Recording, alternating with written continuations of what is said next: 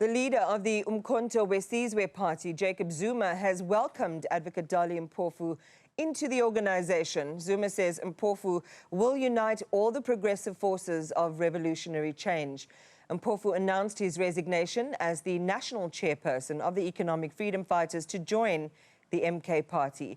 He says he had a hand in the formation of the party alongside Jacob Zuma, and the party says Mpofu has, over the years, demonstrated that he's a reliable, committed and fearless fighter for justice and real emancipation. And we'll talk now about what these leadership departures mean for the EFF. And political analyst from the University of the Northwest, Professor Andre Duvenage joins me. Good morning, Prof, and welcome to the program. So I'm going to lead into my question with a bit of a lengthy context, because I think for people who haven't watched the blow by blow, it's important to kind of piece together some of the milestones. So we go back to this moment that Malema and Mpofu talk about the formation of the MKP. Mpofu tells how he and party leader Jacob Zuma defined and designed the party. Malema narrates how Mpofu then proposed that the EFF dissolve and unite behind the MKP, and that it was then the Deputy President Floyd Shivambu of the EFF, who's now the MKP national organizer, who shot down the idea. Then we saw another meeting, which Malema says was held, where ATM President Vuyo Zungula apparently proposed that instead of joining forces with Zuma, the parties be collapsed or merged with the EFF. But Zuma disagreed, saying old people wouldn't vote for the EFF. And the narration goes that there was more engagement between Malema and Zuma after that. But Prof, as you hear about the backstory to the latest defections, how important a moment would that have been for the EFF? Was it a missed opportunity or a miscalculation on Malema's part? Good morning, Iman, and all the viewers. Yes, I think indeed it is very, very bad news for the EFF. I think a lot can be explained from the internal workings from within the EFF.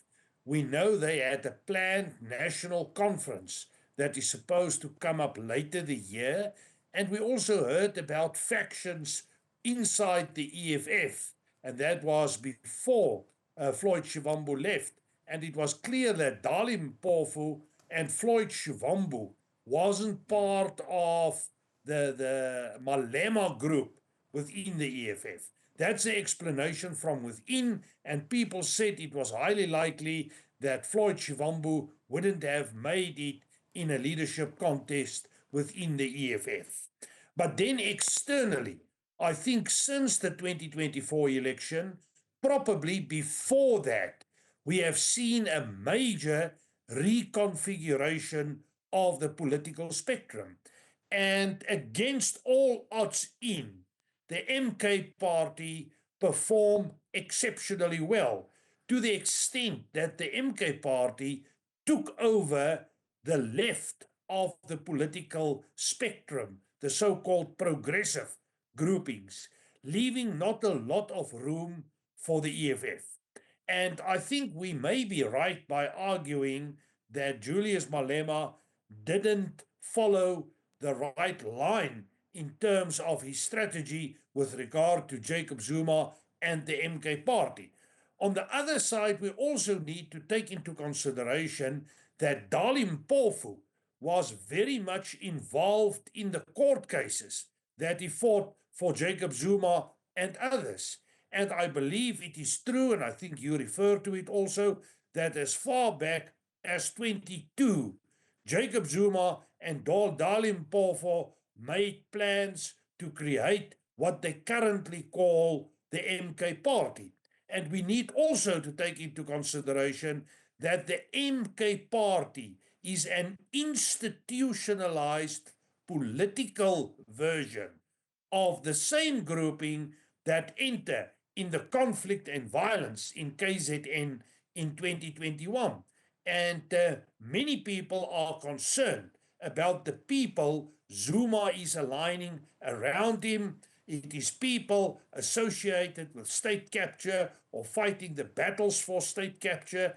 But it's clear that a lot of people are defecting to the MK. Only 2 days back, I received information from the Ditsabotla municipality, that is Lichtenburg in Northwest, where 9 councillors want to leave the ANC for the MK party. So this is a major event. We have seen Village Machunu also changing his position from the ANC towards the MK. Now Dali Mpofu, Floyd Shivambu, and we also see Dr. Sifiso Maseko leaving the position of Secretary General.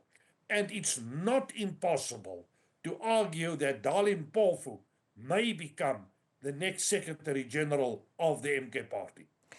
And I really appreciate all of the factors that you've put in there, because it allows us to build this tapestry of understanding other events. And two things are central. One is the waxing and waning, potentially, fortunes of the EFF, and the position that the MK party is now lining itself up for, and the fact that it's bolstering and building its ranks. So I want to come back to that in a moment.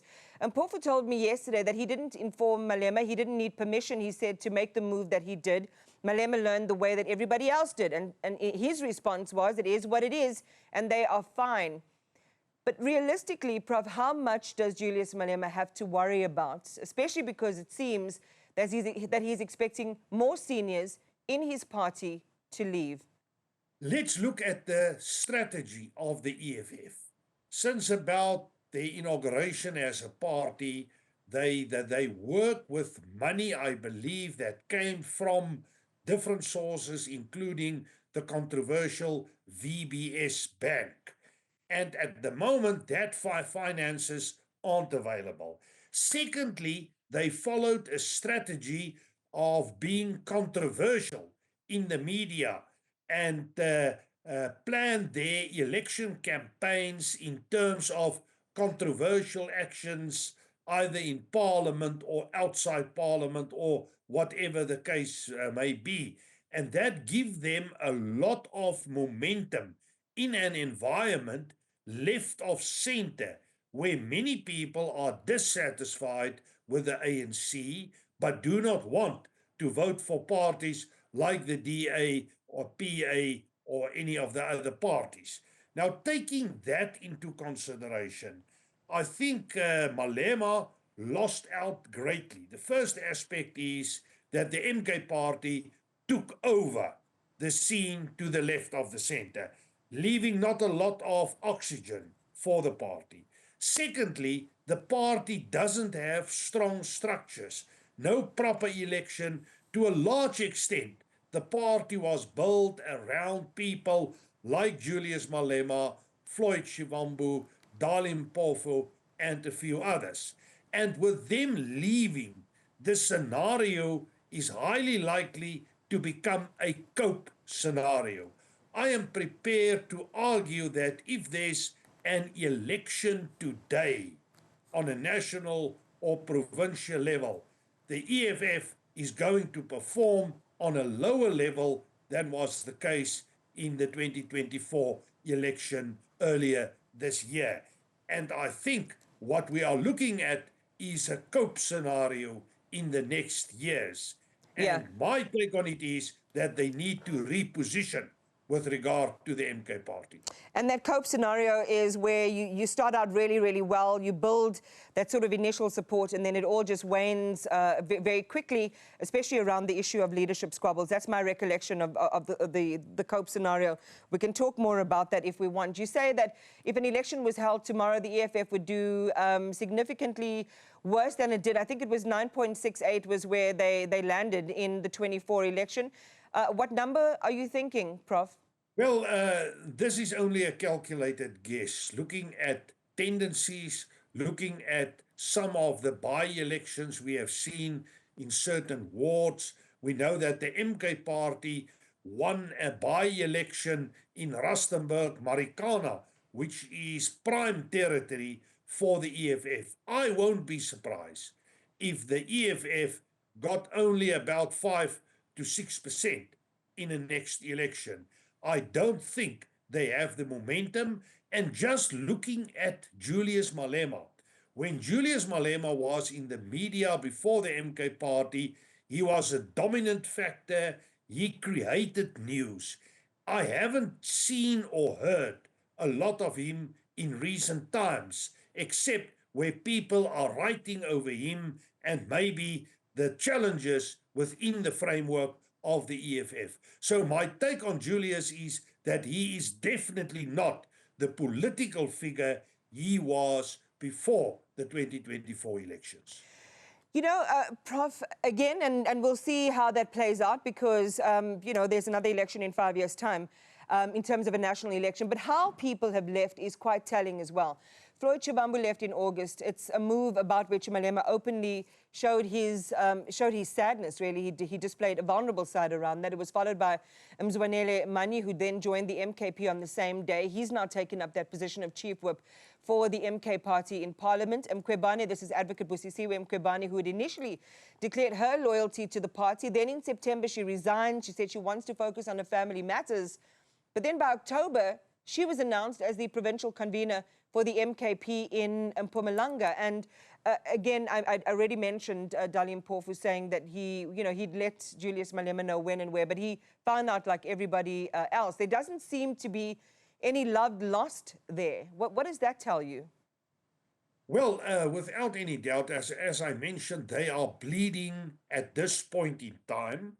And the EFF is not the dominant factor we have seen in the past. There's a complete lack of coherence. They seems a lot more uncertain in terms of their political action. But there's also a other side to this coin we need to mention, and that is that the MK party is not only taking support away from the EFF, there's currently a lot of uncertainty within the ANC, and I understand that there's a lot of distrust among people within the ANC, and without any doubt, there's a lot of sympathy and association with the MK party within the ANC. And many people are predicting that the ANC may lose other people when it comes to the MK party. So at this point in time, the parties that are affected is the EFF as well as the ANC. And the biggest beneficiary in this regard seems to be the MK party. Right. It doesn't affect the support of the other smaller parties like the DA or the PA or other parties. So final word then, because I think you've answered my last question about the EFF's fortune and future, an 11-year-old party capturing the public imagination, coming out strongly in their first election, and then from just over 6% to around 11% in 2019 to just under 10% in 2024. I think you've projected forward that they would probably lose about 50% of their support, and a lot of this then would potentially go to the MK party. How do you see their growth trajectory in the immediate to long term, and the long term would be in 5 years' time? Well, I think they are currently on the defensive and not on the offensive, which are their comfortable strategy. I believe at the moment, the main thing for the EFF will be to consolidate, to go to a national conference, to elect leadership, to position new people, and try to consolidate before the 2026 elections. We must take into consideration that the 2026 elections is less than 2 years away from here. And this is going to be a very difficult election that is taking its toll from any party, because we are talking about 257 municipalities. It's a national campaign. It's taking the resources from parties. So I think they're going to plan for this, but I won't be surprised if there's maybe negotiations behind the scenes between the EFF and the MK. We heard about that before the 2024 elections, but with the dominance of the MK party at the moment, I cannot see that the EFF will make inroads in such a negotiation at this point in time. And let me sharpen that, because what I also wanted to establish was, do you see all of this being a huge benefit to the MK party and them really resurging over the short to long term? Well, if the MK party can keep their structures going, if they are consolidating the way they are. And I think to the extent that Zuma can be the key figure keeping his position, I think it is positive for the MK party. But I don't think it is positive for South Africa, for our democratic values, for our constitution. Why not? Because we know that the MK party is against the constitution, it is against the principles of the Roman Dutch law, so it's literally defining itself as an anti-system party. And I have listened at a number of times at the spokesperson of the MK party, and they are very consistent in this regard, as they is consistent about the battle against Cyril Ramaphosa.